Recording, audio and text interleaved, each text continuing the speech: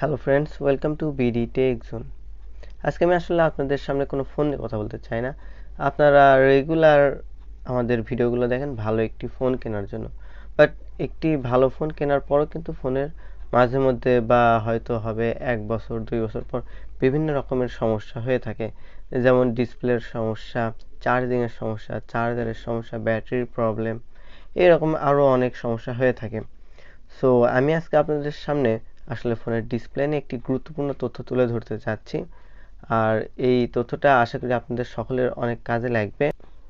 আর এই তথ্যের জন্য আপনারা প্লিজ ভিডিওটাকে পুরো দেখবেন। সো ব্যাপারটা হয়েছে কি, আমাদের মধ্যে অনেকে রয়েছে যাদের ফোনের ডিসপ্লে হাত থেকে পড়ে যাওয়ার পর ভেঙে যায়, নষ্ট হয়ে যায়, বা বিভিন্ন কারণে ফোনের ডিসপ্লেতে গ্রিন লাইন চলে আসে বা বিভিন্ন রকম সমস্যা হয়। তো আমরা কি করি, নর্মালি যে কোনো দোকানে গিয়ে ফোনটা দিয়ে মেকারকে বলি যে একটি ভালো ডিসপ্লে লাগাই দেন।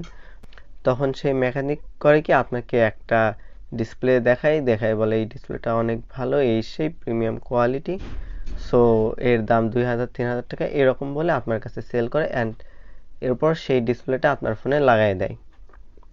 সো কিছুদিন আগে আমি ইন্টারনেটে স্ক্রলিং করতে করতে একটা ভিডিও দেখলাম। ভিডিওটা বাংলাদেশের ভোক্তা অধিদপ্তরের। তো সেই ভিডিওর আমি আসলে কিছু ক্লিপ দেখে দিচ্ছি আপনাদের, তারপর আমি বাকি কথাটা বলতেছি। তো চলুন আমরা সবাই মিলে ভিডিওটাকে আগে দেখে আসি। রেডমি 9 মানে বাংলাদেশের মার্কেটে যতগুলো ফোন আছে প্রত্যেকটা ফোনের ডিসপ্লে আর এখানে আছে। স্যামসাং, ভিভো, সব ধরনের স্যামসাং, ভিভো আর ওপ্পো। আইফোনের করেন না? পাইকারি সেল করেন? হ্যাঁ, পাইকারি। এই সালাম, তুমি ড্রয়ারে দেখো তো ওরা কোনো সিল টিল আছে কিনা। আমার মনে হয় এরা সিল করে আছে। এগুলো দিয়ে কি করেন? এগুলো স্যার এই যে সিলের কালি স্যার। সিলের কালি এগুলা। আর একটা সিল পাওয়া গেছে, সিলটা কোথায়? এই স্যার এটা স্যার হচ্ছে আমার রিপ্লেসের জন্য আর কি, যদি এটা পেট কত বিক্রি করেন এগুলা, এই ডিসপ্লেগুলো? এগুলো এক একটা 1000। মানে সবচেয়ে ভালো কোয়ালিটিটা কত স্যামসাং এর? এটা দিয়ে কি করেন? আপনাদের ফিক্সড প্রাইস না নাকি মার্কেটিং? এটা একটু লাগিয়ে দেখান। এটা কালি নাই, এই যে এখানে নাম আছে। কালি নেই স্যার। আচ্ছা ওটা লাগান তো, আপনি বলছেন চাই না, আপনার সিলটা লাগান। সামিয়া হয়ে গেল। সেটা তো আমি বললাম, দোকানের নাম দেখে আমার মনে হলো সামিয়া টেলিকম, তো এটা চাইনিজ কোম্পানির নাম হওয়ার কথা প্রত্যেকটা না। ডেসক্রিপশন বাংলাদেশ থেকে করা, লোকাল তৈরি করা। স্যার ডিসপ্লে যদি কেউ তৈরি করতে পারে বা মোবাইলে কিছু তৈরি করতে পারে। মিনিসন কে? মিনিসন মিনসন হইছে আপনার এই যে ইয়ার আর কি? এক একজন এক একটা নাম দিয়ে আনে। না কে সেটা বলে, আমি তো লিখছেন মেড বাই মিনিসন, প্রিমিয়াম কোয়ালিটি। মিনিসনটা কি? পলি আর কি স্যার, এগুলো চাইনিজ ফোন।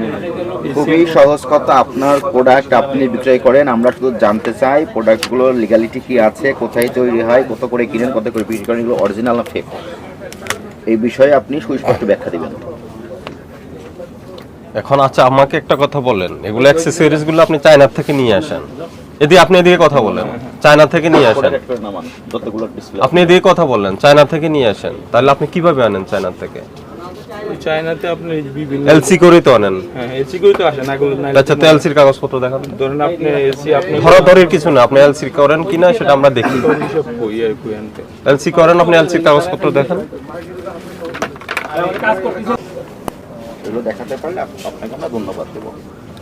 এগুলো ব্যর্থ ঘটলে আপনার বিরুদ্ধে আইনানুগ ব্যবস্থা নেওয়া হবে। প্রসিকিউশন তৈরি করে ফেলো, প্রসিকিউশন তৈরি করে ফেলো। এগুলো তো আর ফেক না স্যার, এগুলো তো আচ্ছা ফেক বলছি না আমি, আমার কথা হলো আপনি যে ফেক না এটা আপনি প্রমাণ করতে হবে, আপনার এভিডেন্স দিতে হবে, প্রুফ দেন।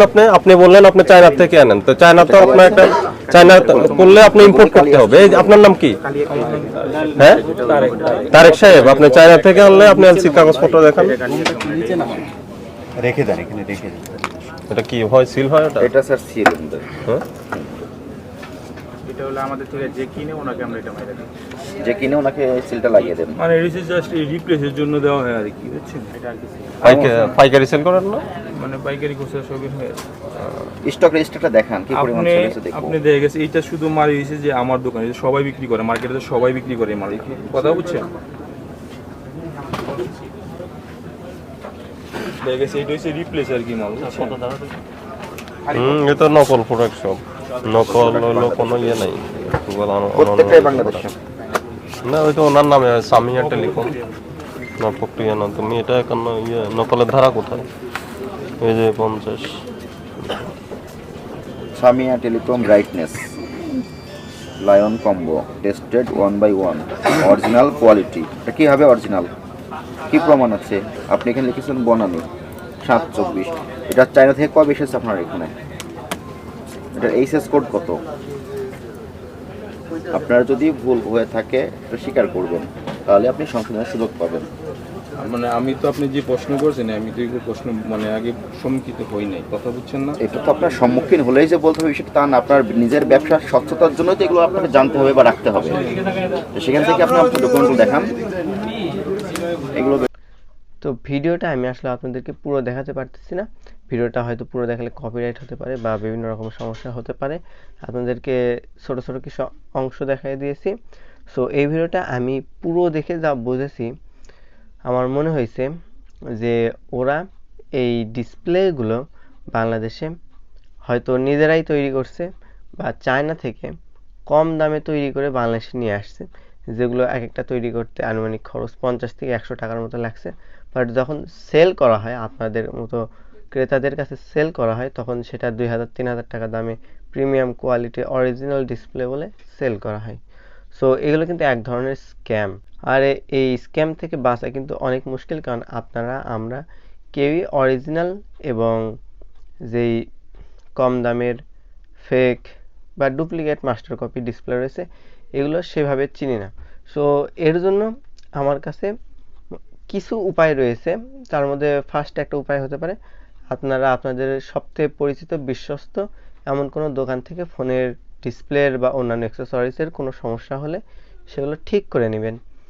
আর দ্বিতীয় একটা সলিউশন হতে পারে, ওই ফোনেরই অফিসিয়াল কাস্টমার কেয়ার যদি আপনার আশেপাশে কোথাও থেকে থাকে, তাহলে সেই কাস্টমার কেয়ার থেকে একটু বেশি টাকা হলেও খরচ করে ঠিক করে নিয়ে আসুন। কারণ এই ধরনের ডুপ্লিকেট ডিসপ্লে বা কম দামের ডিসপ্লে বেশি দাম দিয়ে আপনার ফোনে লাগাই নেওয়ার পর হবে কি, ওই ডিসপ্লে হয়তো অল্প কিছুদিন পর নষ্ট হয়ে যেতে পারে বা বিভিন্ন ইস্যু দেখা দিতে পারে, আবার গ্রিন লাইন চলে আসতে পারে।